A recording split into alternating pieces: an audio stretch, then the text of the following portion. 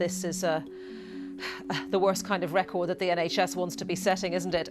What do the stats tell us exactly? Well, that's exactly right. In statistics released just this morning, just a couple of hours ago, we've seen that the proportion of patients treated or assessed in A&E within the 4-hour benchmark is the lowest level, as you said, since that target was introduced back in 2004. And it's Brexit for breakfast, here at a school in Dorset where a certain political programme is also on the menu. Critics say that this has driven indebtedness, it's left people struggling with rent payments, and it's driven food bank usage. And as a result, there's been considerable pressure on the government recently to slow the next phase of the rollout. And so, for the last 2.5 weeks, you haven't had any money in at all? Nothing whatsoever. And how have things been for you at that time? Very, very difficult. My 5-year-old's last food was school dinners.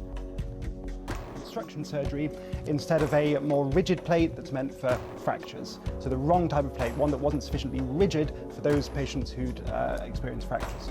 Every day, commuters cross this border from Gibraltar into Spain. At the moment, there's hardly any restrictions here.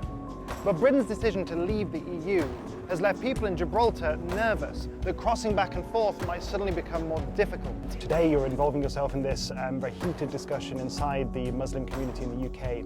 Is there ever a context where you think that is just too fraught, it's too difficult, I'm not going to engage because the risks are just too high? The fundamental problem we have is that we've been relying on the private sector house builders to build enough homes to meet our housing needs. To understand why the government's been quite so determined to press ahead with universal credit, we've come to the place where it was born, the Centre for Social Justice. It's a think tank that was responsible for the original design of the policy.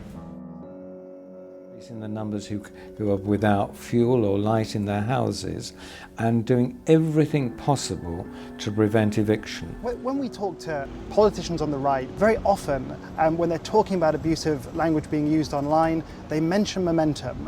Why do you think it is that they do that?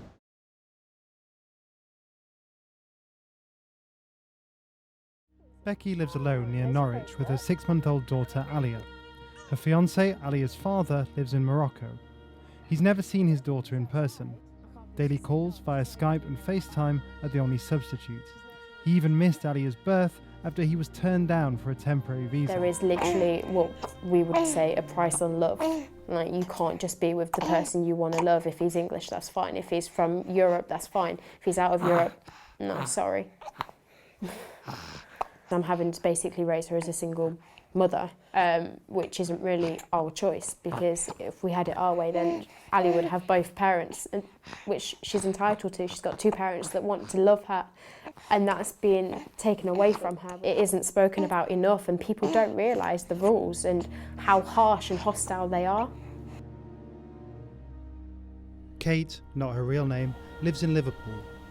She's been married to her Thai husband for 8 years, and they have a 3-year-old daughter together.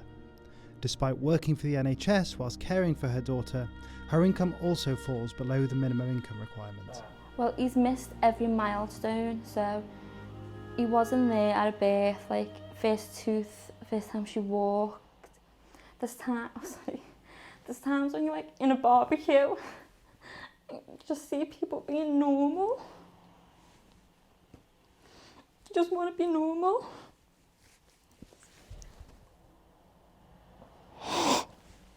You just want to like move on with your life. Like, you can't plan, you can't save, you can't look at a mortgage. Everything is something someone my age should be doing to plan for the future. I can't do. Just try. I can't like imagine in my mind how this is going to happen, what time they come.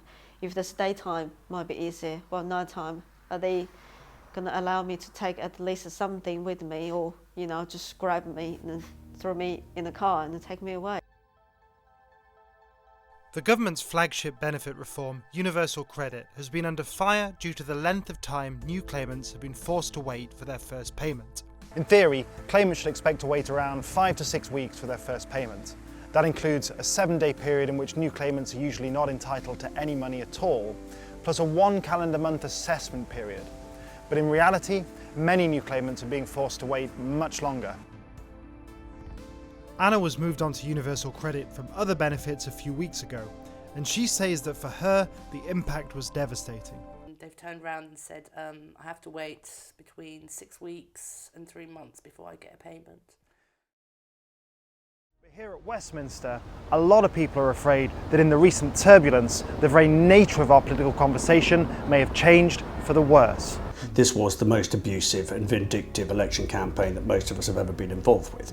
MPs have told this programme about an emerging culture of abuse and intimidation in public life. It should never be part of the job to receive this level of abuse. As well as the interviews you'll see in this film, we've spoken to a lot of MPs off the record. Almost all of them told us that they'd received at least some abuse online, ranging from the quite trivial to the really very extreme. But the question is, how serious is this problem? Is what we're seeing just a predictable part of passionate debate in fractious times, or is it something new and different that could even represent a threat to the very fabric of our democracy? There's an awful lot at stake here in the maintenance of our parliamentary institutions. This is about sweeping opposition out of politics altogether. And the day that we've come to where people don't feel that they can say what they think, that's actually quite a frightening new reality.